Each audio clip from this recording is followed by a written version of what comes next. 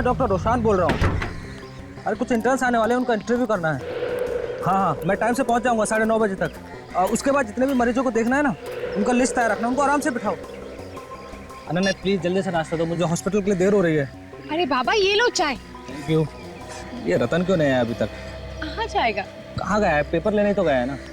यार टाइम क्यों लगा रहा है? साहब आज बहुत डांटेंगे, देर हो गई काफी। ये पेपर वाले रोज रोज मुझे डांट कि साहब ऑफिस ना निकल जाए। आप पता नहीं। अरे साहब ये आ गए लाट साहब लहराते हुए। आज तो डांट सुनने को मिले। ये लो साहब। पेपर लाने में 1 घंटा लगता है क्या? वो साहब रहने दो ना रोशान, अब जल्दी से अपना फेवरेट कॉलम पढ़ो और निकलो यहाँ से, ओके? हाँ वही ढूंढ रहा हूँ, फेवरेट कॉलम। ये क्या?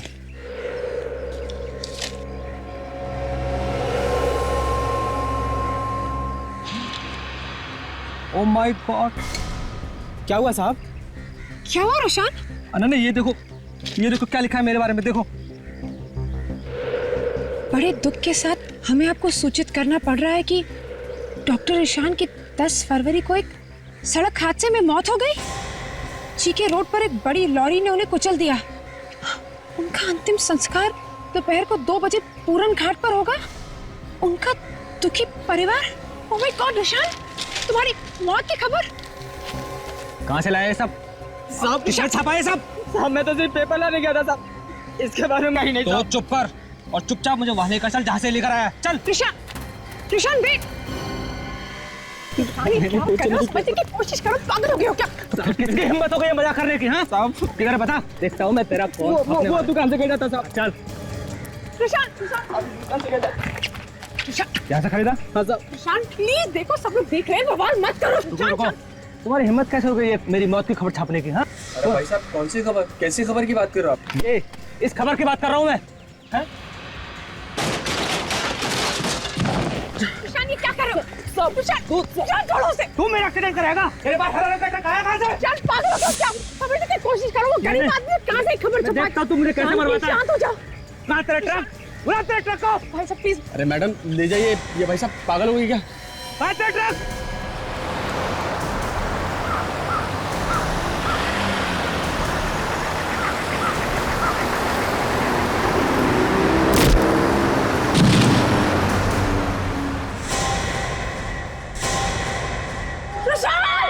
देखो मेरी बात ध्यान से सुनो, मेरा बेटा कोई आम आदमी नहीं है। इस साल का सबसे बड़े बिजनेसमैन का अवार्ड उसे मिला है और पार्टी ऐसी होनी चाहिए जैसी आज तक किसी ने देखी ना हो। समझ गए? अच्छा सुनो, तुम अपने पार्टी का इंतजाम करने वाले को मेरे घर भेज दो, मेरा बेटा उसे सब कुछ समझा देगा। ठीक है? ओके। अरे शामू, शामू कहाँ चला गया ये? कभी कभी तो लगता है कि मैं इस घर का नौकर हूं और कब से घंटी बज रही है, तुम लोगों में इसको हिल नहीं रहा है।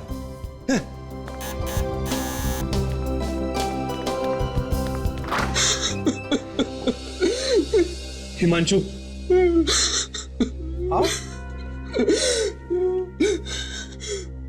क्या बात है, तुम रो क्यों रहे हो? क्या बात है? अंकल आपने बताया भी नहीं, मैं कोई पराया थोड़ी ना अंकल, मैं भी तो आर्यन के दोस्त हूँ अंकल। मैं जानता हूं, लेकिन हुआ क्या है वो तो बताओ। अंकल आर्यन की मौत हो गई और ये बात मुझे अखबार से पता चल रही है। तुम्हारा दिमाग तो नहीं खराब हो गया है? नहीं अंकल, मेरा कोई दिमाग नहीं खराब हुआ। ये देखिए इस अखबार में क्या छपा है। बड़े दुख के साथ सबको बताना पड़ रहा है कि 10 फरवरी की रात को अचानक आग लग जाने की वजह से मेरे बेटे आर्यन की मौत हो गई है। आज शाम 4 बजे घर में एक प्रार्थना सभा रखी गई है जिसमें उसकी आत्मा की शांति की पूजा की जाएगी। अरे अंकल संभालिए अपने आप को, संभालिए। हिमांशु, ये किसी ने मजाक किया है। मेरा बेटा आर्यन तो जिंदा है, वो अपने कमरे में है। व्हाट? वही तो मैं कह रहा हूं। आर्यन, ये बता मजाक किसने किया अंकल? वही तो मैं सोच रहा हूं। आर्यन बेटा, आर्यन बेटा, बेटा दरवाजा खोलो। आर्यन, तुम ठीक तो हो ना? कहीं मेरे बेटे कुछ हो तो नहीं गया? आर्यन, आर्यन,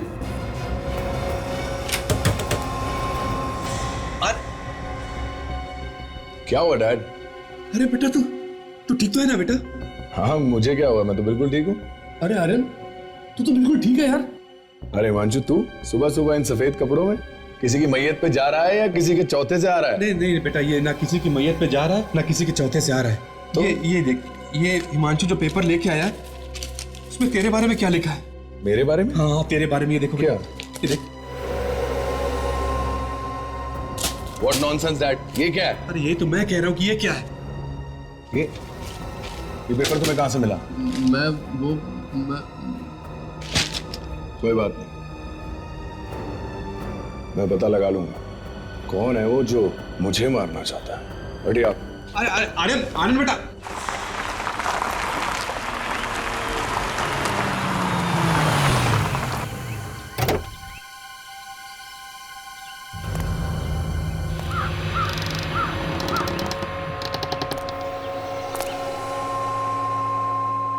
ये ले, आ गया मैं।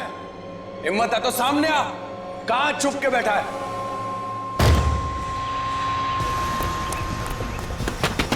कौन है? दरवाजा खोलो। देखो तुम मेरे हाथ से बच नहीं पाओगे। दरवाजा खोल दो अभी के अभी। ये कैसी आवाज है? पेट्रोल? क्या चाहते हो तुम? दरवाजा खोलो, दरवाजा खोलो प्लीज।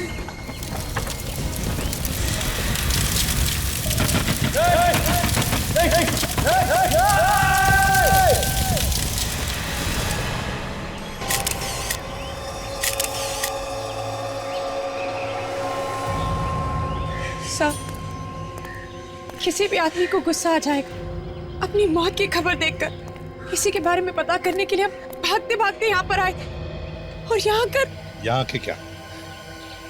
सर वो हरे रंग के ट्रक के बारे में बार बार कह रहे थे। जिस ट्रक से एक्सीडेंट हुआ है वो भी हरे रंग का था क्या? नहीं सर, वो तो लाल रंग का ट्रक था। लाल रंग का ट्रक? और इस मौत की खबर में कहीं पर भी हरे रंग के ट्रक के बारे में लिखा नहीं है। इसके बावजूद भी ये आदमी हरे रंग के ट्रक के बारे में पूछताछ कर रहा था। विक, काजल देखो जरा, और भी अखबारों में ये ऐसी मौत की खबर छपी है क्या? चेक करो।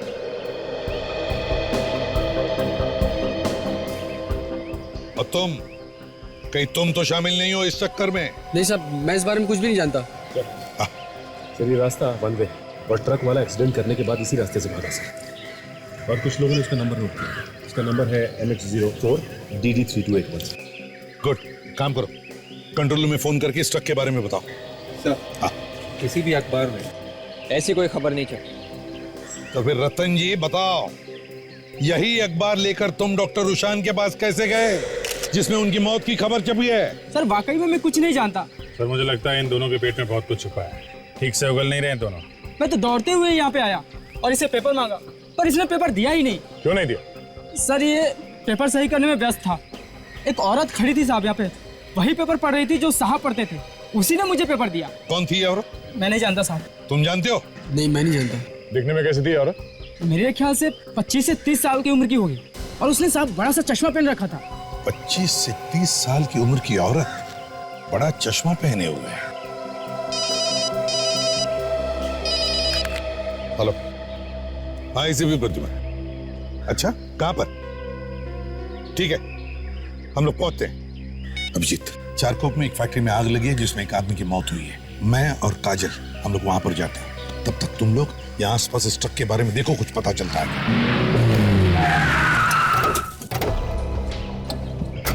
नंबर तो वही है, वही ट्रक है जो लोगों ने बताया था।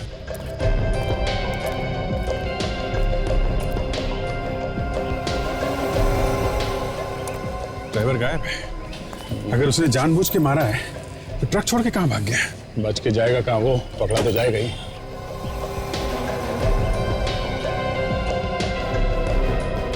जीत, यहाँ एक्सीलेटर के पेडल पे ग्रीस लगा हुआ है। ग्रीस लगा है? हाँ, मतलब खूनी के जूते पे ग्रीस लगा हुआ था। हाँ विवेक, वेरी गुड वेरी गुड। देखो हमें ट्रक भी मिल गया है। अभी तुम कहाँ पे हो? हाँ उसी के आगे थोड़ा आगे आओ। या हमें ट्रक मिल गया और विवेक को ट्रक का मालिक।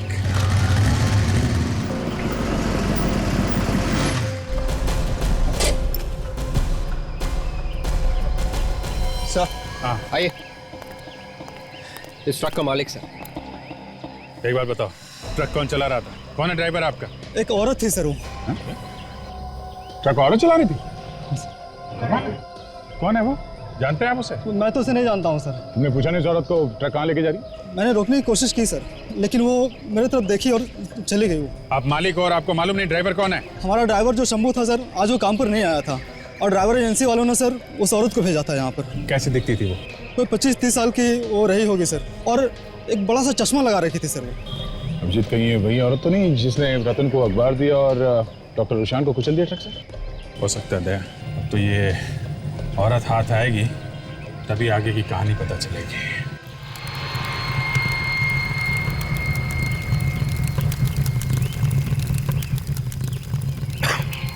काजल, देखने से तो लगता है कि ये कोई एक्सीडेंट नहीं है। आपको ऐसा क्यों लग रहा है सर? तुम्हें डीजल पेट्रोल की बदबू नहीं आ रही है? हाँ सर, आ तो रही है। और ये कोई डीजल पेट्रोल का गोडाउन भी नहीं है। इसका मतलब है किसी ने प्लान करके जानबूझकर आग लगाई है। देखो, अच्छी तरह से देखो, देखो कुछ मिलता है क्या? क्या सर? तब तक मैं इन लोगों से बात करता हूं।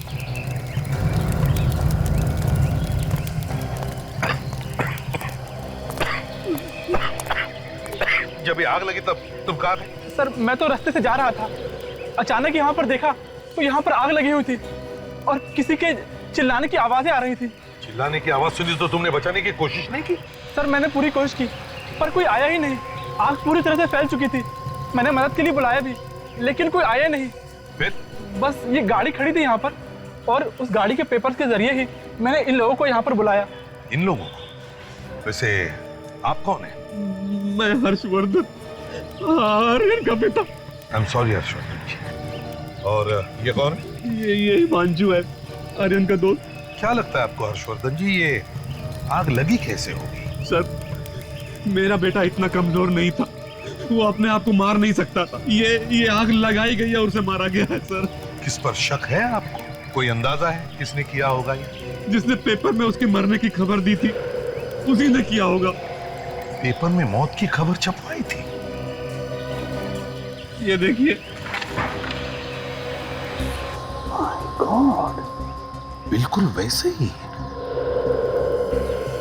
जैसे डॉक्टर रुशान की मौत की खबर छपी थी। ये पेपर भी उसी कलर का। आप में से कोई डॉक्टर रुशान को जानता है? नहीं सर। ये पेपर कहां से मिला आपको? जब मैं सुबह मॉर्निंग वॉक के लिए पार्क में गया तो वहाँ एक औरत ने मुझे पेपर दिए सर। औरत ने दिया? कौन थी वो औरत? मुझे नहीं पता सर वो कौन थी। अरे, अनजान औरत से आपने पेपर ले लिया ऐसे ही? क्यों? सर उसने कहा कि इस पेपर में तुम्हारे लिए कुछ है तो मैंने पेपर ले लिया सर। दिखने में कैसी थी वो औरत? तकरीबन 25 से 30 साल उम्र रही होगी और हाँ, एक मोटा सा चश्मा लगाया था उसने, बड़ा सा। बड़ी अजीब बात है, रुशान की मौत की खबर भी ऐसे ही पेपर में छपी थी और अब आर्यन की मौत की खबर भी ऐसे ही। कहीं ये दोनों मौतों में कोई संबंध तो नहीं है क्या? ये चक्कर। सर यहाँ आइए।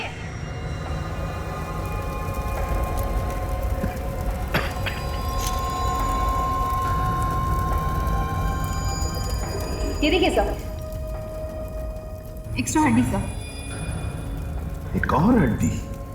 हाँ, ये आर्यन की लाश की हड्डियां तो बिल्कुल वैसी की वैसी है। तो फिर ये और एक हड्डी कहां से आ गई? ये हड्डी कहां से आ गई? है कौन ये जिसका कंकाल यहां पर है? एक बात बताओ, अगर कोई अपनी मौत की खबर किसी अखबार में पढ़ेगा तो क्या करेगा?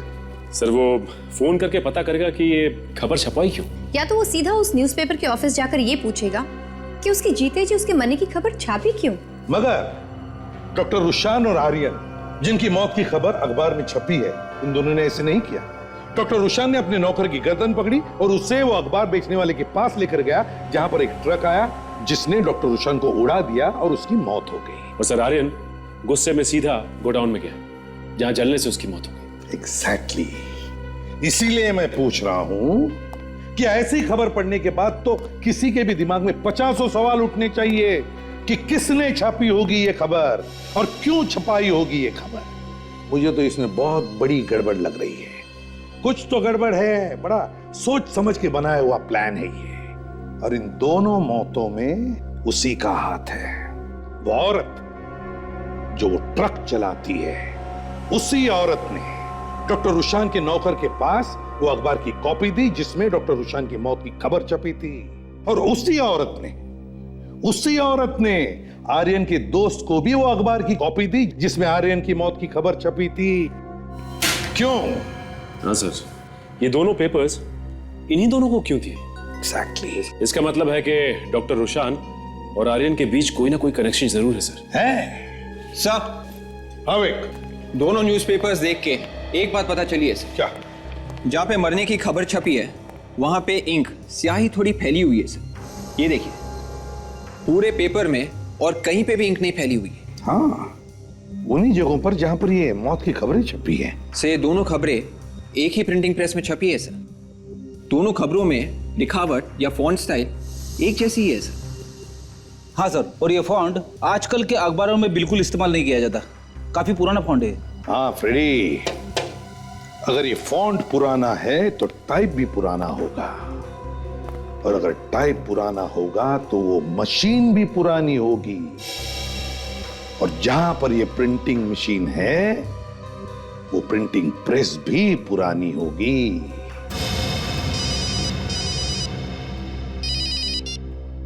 हाँ साळुंखे, चलो ये तो पता चल गया कि हड्डियां किसी आदमी की है, औरत की नहीं। हाँ बॉस, ये एक आदमी है और इसकी उम्र 30 से 35 साल के आसपास। साळुंखे, तुम इसी आदमी की बात कर रहे हो ना? हाँ बॉस, इसी की बात कर रहा हूं, क्योंकि ये तो हमें पता है कि ये हड्डियां आर्यन की। लेकिन सर, ये कैसे पता चला कि ये आर्यन ही? दांतों से यार, और कैसे? ठीक, ये वाला एक्सरे इसके दांतों का मैंने घर से मंगवाया, और ये वाला एक्सरे मैंने यहां पर लिया। ये दोनों दांतों के एक्सरे एक जैसे हैं, मैच करते हैं। इसका मतलब साफ है बॉस, ये आदमी आर्यन ही है। तो कहीं ऐसा तो नहीं कि आर्यन इस आदमी से मिलने गया हो, वहां पर किसी ने आग लगा दी और दोनों उसी आग में जलकर मर गए? नहीं बॉस, ऐसा नहीं हो सकता है, क्योंकि इस आदमी को आर्यन से मुलाकात का वक्त ही नहीं मिला होगा, क्योंकि इसकी मौत आर्यन की मौत से लगभग 4 से 5 साल पहले हो चुकी। 4-5 साल पहले? बिल्कुल। इसकी हड्डियां देखो, काफी ब्रिटल है, जगह जगह से टूट फूट भी गई। मतलब जब आग लगी ये आदमी पहले ही मरा हुआ था? एग्जैक्टली काजल, ये आदमी मरा हुआ भी था और जला हुआ भी था। दरअसल इस बेचारे की जिंदगी में जलने के अलावा और कुछ नहीं था। मौत तो इसकी तभी हो गई थी जब ये पहली बार जला था, दूसरी बार तो सिर्फ इसकी हड्डियां जली। मतलब इस जगह पर 2 बार आग लगी थी। इसका चेहरा तो बना सकते हो ना साळुंखे? नहीं बॉस, मुश्किल है। क्यों? इसकी खोपड़ी की हड्डियां देखो, काफी टूट गई हैं। और एक बात और, इसकी खोपड़ी की हड्डी को देखने से पता चलता है कि इस आदमी के मुंह पर किसी भारी चीज से वार किया गया। इसका मतलब इसका किसी ने खून किया था? बिल्कुल। सर? हाँ तारिका। सर, ट्रक के अंदर से जो जूते का निशान मिला है आप लोगों को, और उसमें जो मिट्टी लगी हुई थी, इस मिट्टी में हमें इंक मिली है। स्याही जो न्यूज़पेपर छपने में काम आती है? हाँ सर। न्यूज़पेपर? इस रुशान और आर्यन की मौत की कहानी की शुरुआत भी तो न्यूज़पेपर से हुई है, ऑबिट्यूरी में से। तो सर, ये न्यूज़पेपर में खबर अलग से छापी गई थी। इसका मतलब ये लड़की जो ट्रक चला रही थी वो किसी ऐसी जगह पे गई होगी जहां पे अखबार छापा जाता है। सब कोई प्रिंटिंग प्रेस? हाँ, प्रिंटिंग प्रेस। और तो और ये औरत या तो उस खूनी से मिली है या फिर खुद खूनी है। और सर, इस मिट्टी में से हमें पेट्रोल और डीजल भी मिला है। पेट्रोल और डीजल मिला है? हाँ। एक साथ? एक साथ। ओह, स्याही न्यूज़पेपर छपवाने के काम में आती है। प्रिंटिंग प्रेस, पेट्रोल और डीजल एक साथ, petrol pump, garage, printing press. शहर में जरूर कोई ऐसा प्रिंटिंग प्रेस है, एक पुराना प्रिंटिंग प्रेस जिसके आसपास कोई पेट्रोल पंप या गैराज है। और सर ये जो आग लगी थी 2-2 बार, सचिन आग का मामला छुप नहीं सकता। जरूर आसपास के पुलिस स्टेशन में रिपोर्ट लिखवाई गई हो। पता लगाओ ये कौन सा पुलिस स्टेशन है। सर हेलो, कहां पर? तो ठीक है, आप वहीं पर रुके रहो। सर मुझे बचा लीजिए सर। सर मेरी किस्मत अच्छी थी कि मैं बच गया सर। ये देखिए सर। हमें बताते हुए बहुत दुख होता है कि मिस्टर संजीत, जो पेशे से वकील थे, उन्हें दिन दहाड़े किसी ने गोली मारकर हत्या कर दी। उनका क्रियाक्रम आज सिटी शमशान में है। उनका दुखी परिवार। ये तुम संजीत हो? हाँ सर। सर मेरे जीते जी कोई मेरी मौत की खबर छाप रहा है सर। यार ये तो बिल्कुल आर्यन और डॉक्टर रुशान की जैसी हुआ। डैम इट, ये गोली कब मारी? सर मैं अखबार के ऑफिस में गया था सर, पता लगाने के लिए ये गंदा मजाक किसने किया है। वहां पे किसी ने मुझे गोली मारी सर। किस्मत वाला है सर जो ये बच गया, वरना बाकी के 2 तो ऊपर ही चले गए थे जिनको ये अखबार मिला है। हाँ, अच्छा तुम आर्यन और डॉक्टर रुशान को जानते हो? नहीं सर। अच्छा तुम्हारा कोई दुश्मन है हाँ जिसने ये किया होगा? नहीं सर, कोई नहीं। विवेक, जल्दी से इसे हॉस्पिटल ले जाओ, बहुत खून बह रहा। संजीत घबरा मत, कुछ नहीं होगा तुम्हें। इस डॉक्टर रुशान के हॉस्पिटल में जाके पता लगाओ कौन कौन मिलने आता था उसे। और इस आर्यन के ऑफिस में भी जाओ और देखो क्या उसकी किसी के साथ दुश्मनी थी या कोई झगड़ा था क्या। सीआईडी ब्यूरो, क्या पता चल गया? क्या एड्रेस है वहां का? हाँ, fine, thank you sir.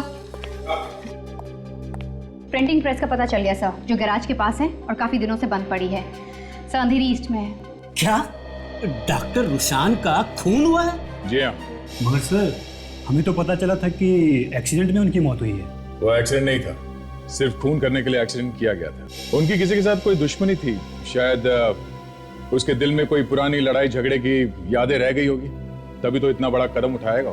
Sir हम लोग 2006 से उनके साथ काम कर रहे थे और जब से उन्होंने अपना बिजनेस यहाँ पर खोला था तब से लेकर आज तक उन्होंने अपने अमेरिका के बिजनेस के बारे में हमें कुछ भी नहीं बताया। सर मुझे तो नहीं लगता कि उनका अमेरिका में कोई बिजनेस होगा। तुम्हें ऐसा क्यों लगता है? क्योंकि जब भी अमेरिका से कोई ऑर्डर आता था तो उनके चेहरे का रंग उड़ जाता था और वो साफ मना कर देते।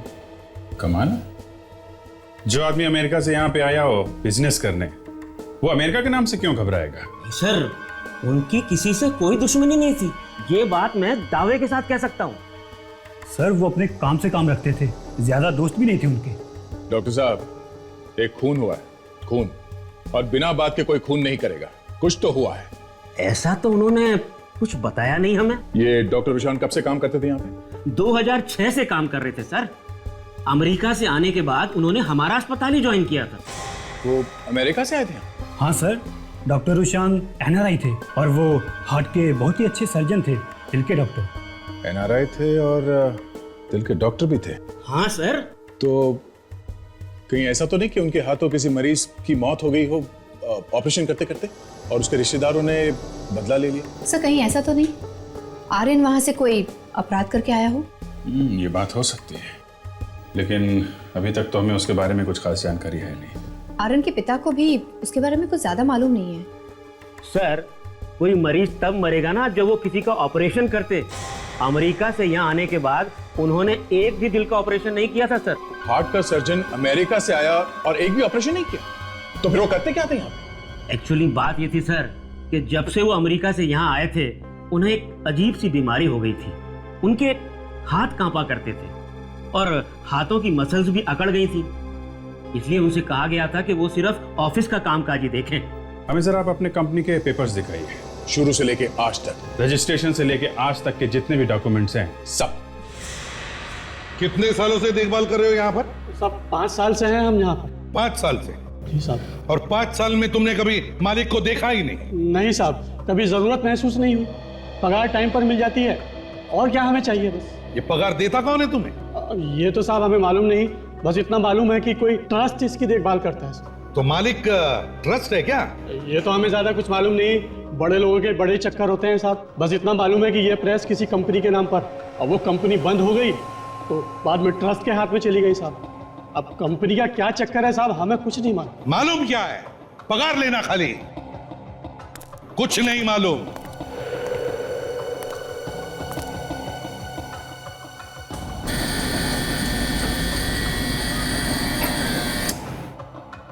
ये क्या है? ये मशीन तो चालू है। तुम तो कह रहे थे कि यहां सब कुछ बंद है, क्यों? हमें मालूम नहीं साहब, हमने तो कभी हाथ भी नहीं लगाया। सर हाँ फ्रेडी, ये देखिए पुराना पेपर मिला है, ट्रस्ट के नाम पे है, और इस पे जो दस्तखत की गई है वो डॉक्टर गुरशान की है। एक काम करो, इस मशीन में पेपर डाल के देख, प्रिंट आउट निकालते हैं। मशीन ऑन करो। हाँ सर।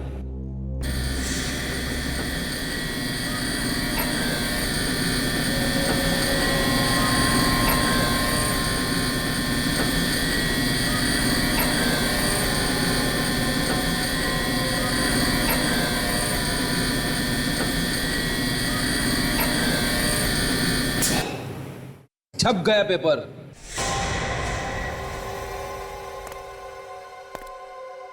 माय गॉड फ्रेडी, ये तो बिल्कुल वैसा ही फॉन्ट है, पुराना फॉन्ट। और ये देखो स्याही भी फैली हुई है, तो बिल्कुल वैसा ही फॉन्ट है जैसे उस मौत की खबर में छपी हुई थी उस अखबारों में। हाँ सर। और फ्रेडी, यहाँ दस्तखत डॉक्टर रुशान की है, तो कहीं ऐसा तो नहीं कि ये प्रेस का मालिक डॉक्टर रुशान ही है? हो सकता है सर। एक बात बताओ, ये प्रेस बंद क्यों है? सब हमें कुछ मालूम नहीं है साहब, बस इतना जानते हैं कि यहाँ के मालिक यहाँ से सब कुछ बेच के कहीं बाहर गांव चले गए साहब, और वहां पे कोई नया धंधा जमा लिया है साहब। बस तुम्हें कुछ भी नहीं मालूम? अच्छा ये पता है, किसी को देखा है तुमने यहाँ पर आते हुए? किसी औरत को 25-30 साल के बीच में, जो जाड़े जाड़े ग्लासेस पहनती है? याद करके बताओ। नहीं साहब, हमारे रहते यहाँ कोई नहीं आया साहब, किसी की हिम्मत ही नहीं है साहब यहाँ आने की। किसी की हिम्मत ही नहीं आई? जी सर। चलो जाओ यहां से, कुछ मालूम नहीं, पगार लेना जानते हो। अगर डॉक्टर रुशान इस प्रेस का मालिक है, तो क्या डॉक्टर रुशान ने खुद की मौत की खबर छपवा कर अपने आप को भेज दी? वो औरत कौन है जिसने वो दोनों अखबार डॉक्टर रुशान और आर्यन को भेज दिए, जिसमें उनकी मौत की खबर छपी थी? डॉक्टर रुशान और आर्यन दोनों एनआरआई थे, दोनों एक ही साल इंडिया आए थे। एक सर्जन था और एक बिजनेसमैन। हाँ सर, ये दोनों के दोनों 2006 में इंडिया आए थे सर। और डॉक्टर रुशान ये एक हार्ट सर्जन थे, लेकिन उसने कभी भी कोई सर्जरी नहीं की सर, किसी का भी दिल खोल के नहीं देखा सर। हार्ट सर्जन था और एक भी हार्ट सर्जरी नहीं? हाँ सर। सर उसका कहना था कि उसके हाथ में कुछ प्रॉब्लम है। ओह, हाथ में प्रॉब्लम था। अच्छा, और ये आर्यन? ये आर्यन अमेरिका से आया था सर, ये एक बिजनेसमैन था, कोई भी ऑर्डर्स नहीं लेता था। कोई भी इंटरनेशनल ऑर्डर नहीं लेता था? क्यों? पता नहीं सर, लेकिन इसने कभी कोई ऑर्डर नहीं लिया सर। बड़ी अजीब बात है, एक हार्ट सर्जन है जिसने एक भी सर्जरी नहीं की, और दूसरा एक बिजनेसमैन है जो इंटरनेशनल ऑर्डर लेने से घबराता था। दोनों के बारे में ये चक्कर क्या है? एक काम करो, जिस यूनिवर्सिटी से डॉक्टर रुशान ने मेडिकल की डिग्री पाई है, उस यूनिवर्सिटी से पता लगा क्या वाकई इस रुशान ने मेडिकल की डिग्री वहां पे पढ़ाई करके पाई है क्या? पता चल गया सर, डॉक्टर रुशान के बारे में पता चल गया। क्या पता चला? ये देखिए सर, असली डॉक्टर रुशान नहीं है। मगर फोटो किसी और का है। हाँ सर, रिकॉर्ड्स में तो ये डॉक्टर रुशान ही दिख रहा है सर। इसका मतलब है सचिन, जिसका खून हुआ था, वो डॉक्टर रुशान नहीं था, वो कोई और ही था जो डॉक्टर रुशान बनकर रह रहा था। सर, पुलिस रिपोर्ट से पता चला है कि जिस गोडाउन में आर्यन जल के मरा था, उसी गोडाउन में 2006 में भी आग लगी थी। 2006 में? पता चला कैसे आग लगी थी? सर, रात का वक्त था, बारिश का मौसम था, अचानक बिजली कड़की और आग लग गई। अचानक बिजली कड़कने से आग लगी थी। ये रिपोर्ट किसने लिखवाई थी? सर, गोडाउन के पास में एक गेस्ट हाउस है, वहां के लोगों ने ये सब देखा और रिपोर्ट कर दी। ओह, तो फिर इस गोडाउन के पास में जो गेस्ट हाउस है वहां पे जाकर पता लगाना पड़ेगा कि क्या उस आग में कोई मरा भी था या नहीं।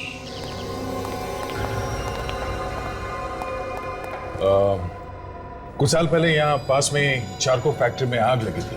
हाँ हाँ, बिजली कड़कने से आग लगी थी। लेकिन आप लोग? हम लोग सीआईडी से। आप जरा ये फोटो देखिए। जिस समय आग लगी थी तो क्या ये तीनों लोग यहाँ पे आपके इस गेस्ट हाउस में ठहरे थे क्या? ये डॉक्टर रुशान है, एनआरआई डॉक्टर। ये संजीत, वकील, और ये है आर्यन, बिजनेसमैन। हाँ, याद आया। ये यहाँ पहले बहुत आया करता था, लेकिन ये डॉक्टर नहीं है और ना इसका नाम डॉक्टर रुशान है। फिर कौन है ये? इसका नाम प्रतीक है। ये अपने 2 साथियों के साथ अक्सर आया करता था। ये 2 साथियों के साथ आता था? ये इसके साथ ये दोनों तो नहीं आते थे? इतना तो याद नहीं है। अच्छा, जिस वक्त यहाँ पे आग लगी थी उस वक्त आपके यहाँ बाहर के देश के लोग भी ठहरे थे क्या? हैं इंडियन लेकिन बाहर रहते हो, एनआरआई? मैं रजिस्टर देख के बताता हूँ।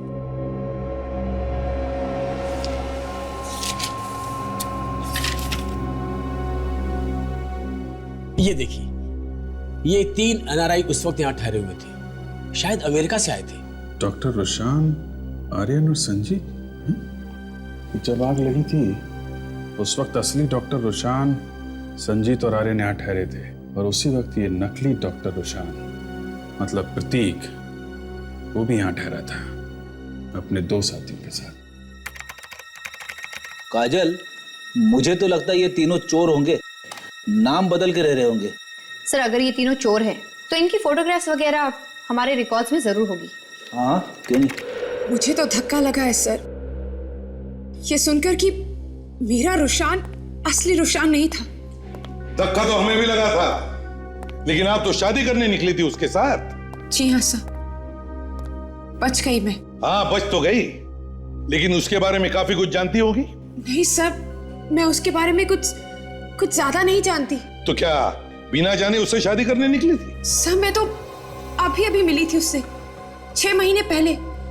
उसने बताया कि इस दुनिया में उसका कोई भी नहीं है।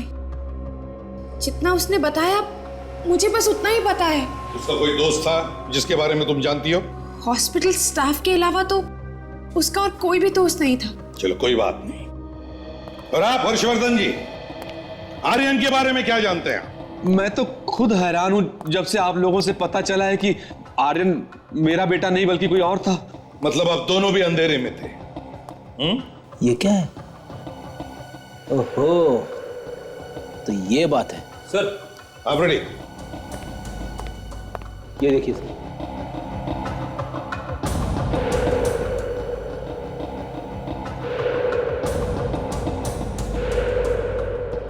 विकी, प्रतीक और भुवन, तीनों के तीनों चोर, और वो भी जाने माने चोर। चेहरा कोई और नाम कोई और। 1 मिनट, विकी के पिता का नाम, ओह, अब आया समझ में। आर्यन के पिता हर्षवर्धन, तुम्हारा बेटा एक चोर था, चोर। और तुम भी। What nonsense! हाँ, तुम भी। तुम एक भाड़े के बाप हो, भाड़े के। विकी के पिता का नाम प्रताप था, हर्षवर्धन नहीं, समझे? बताओ क्यों किया तुमने? क्यों किया? जल्दी बताओ। आई एम सॉरी सर, मुझे माफ कर दीजिए। मुझे इस काम के लिए पैसे दिए गए थे, पैसों के। और आप अनन्या जी, जिस डॉक्टर रुशान से आप शादी करने वाली थी, उसका असली नाम था प्रतीक। प्रतीक? हाँ, प्रतीक। आप तो कह रही थी कि उसका इस दुनिया में कोई नहीं। उसका एक साथी है, अब भी है, और उसका नाम है संजीत। विकी, प्रतीक और भुवन, मतलब आर्यन, डॉक्टर रुशान और संजीत। अब ये संजीत बचा है, इसी से असली कहानी सुनते हैं। मैं संजीत के साथ ही हूँ। वो अब ठीक है। आप फिक्र मत कीजिए सर, मैं उसके पास ही रहूंगा। ठीक है सर, मगर हुआ क्या सर? क्या चोर है? ओके सर, या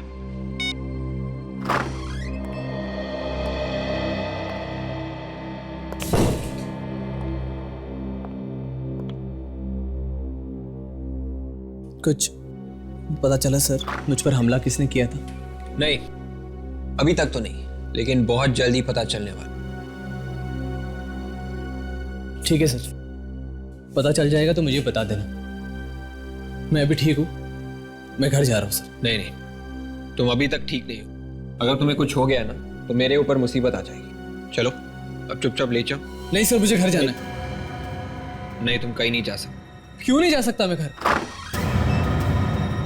क्योंकि तुम्हारी जगह यहाँ नहीं, कहीं और है। क्या मतलब? मतलब संजीत उर्फ भुवन, तुम एक चोर हो और संजीत के नाम से रह रहे हो, समझे? बताओ अब असली कहानी क्या है? कौन भुवन? मैं किसी भुवन को नहीं जानता, मेरा नाम संजीत है। संजीत वंजीत अब भूल जाओ, समझे? अब सच बोलने का टाइम आ गया। क्या हुआ था वहां हाईवे गेस्ट हाउस में? Guest house? कौन सा गेस्ट हाउस?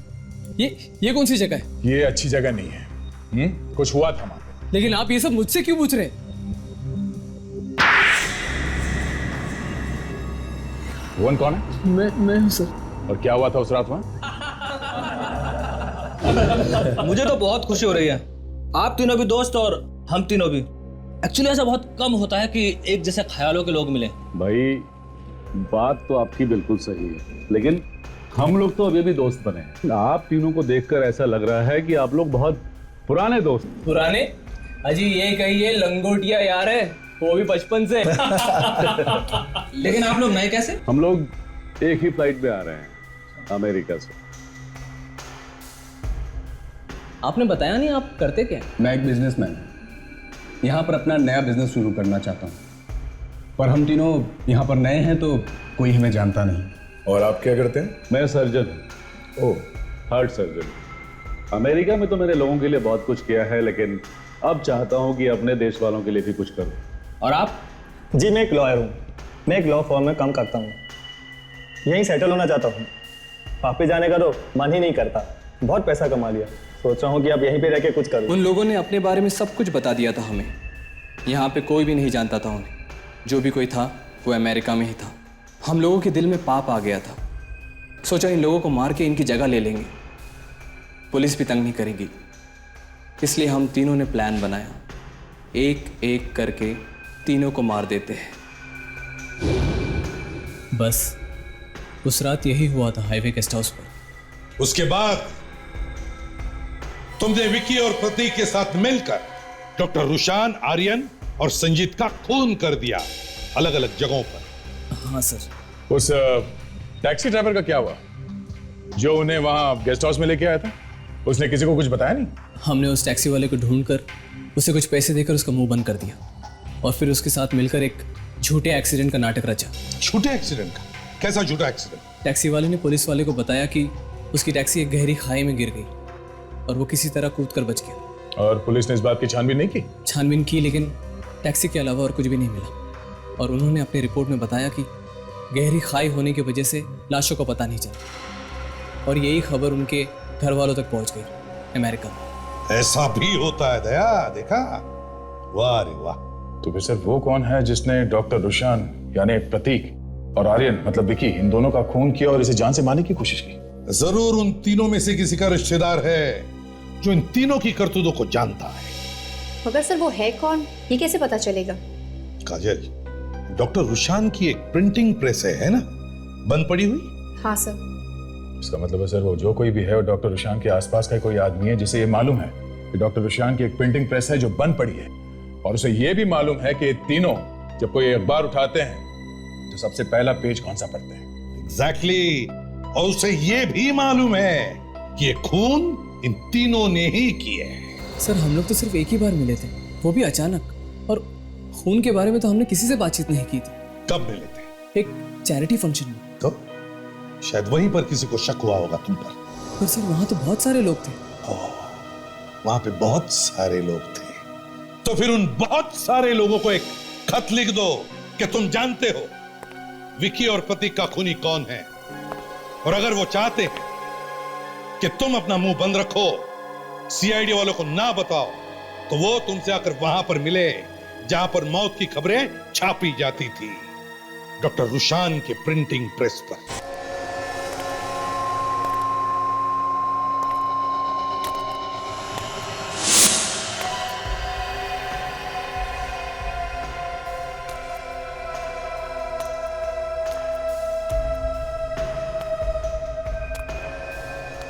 तुम? हाँ, मैं। खुशी हुई मुझे देखकर या नहीं? तुम मुझे क्यों मारना चाहती हो? अपना हिसाब बराबर करने के लिए। कौन सा हिसाब? तुमने और तुम्हारे दोस्तों ने मिलकर मेरे होने वाले पति डॉक्टर रुशान को मारा था, और वो प्रतीक डॉक्टर रुशान बनकर घूम रहा था। पर तुम प्रतीक को तो मार ही चुकी हो, और मेरे पीछे क्यों पड़ी हो? और तुम्हारा बदला तो पूरा हो गया। नहीं, मेरा बदला तो अब पूरा होगा जब मैं तुझे तेरे दोस्तों के पास पहुंचा दूंगी। प्लीज।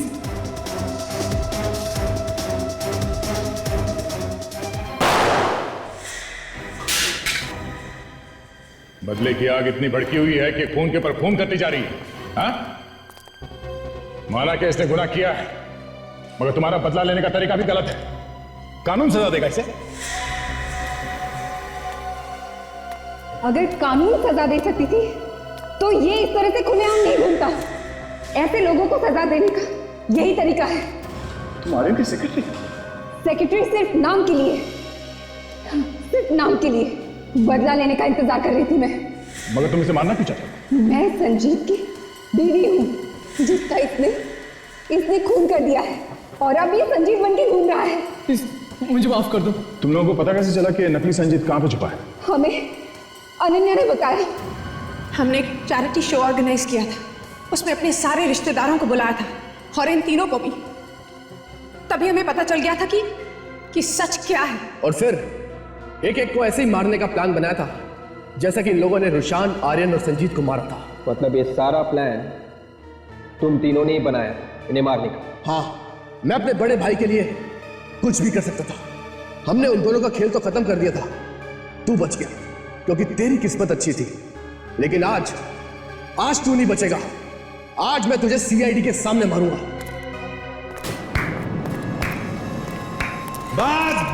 बस बहुत अच्छी प्लानिंग की थी, बहुत अच्छा प्लान बनाया।